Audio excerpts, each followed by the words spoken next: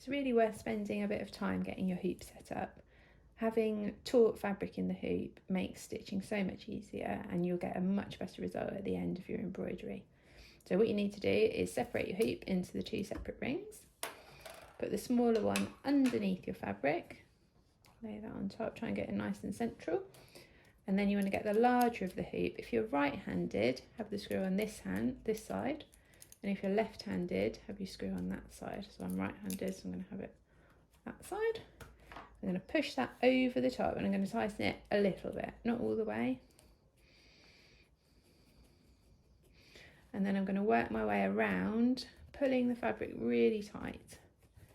And you can see you'll get some little wrinkles around the edge, so you want to make sure you get rid of all of those.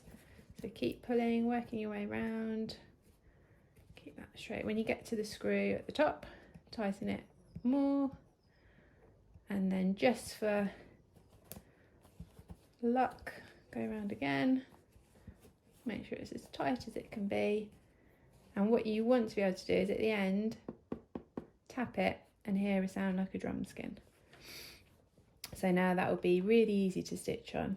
And I recommend that whenever you pick up your embroidery to do a bit of stitching, that you check the screws tight and you check the fabrics tight. And if you do that every time, you'll find stitching so much easier. You won't get any snags or pulls, and your embroidery will look great at the end.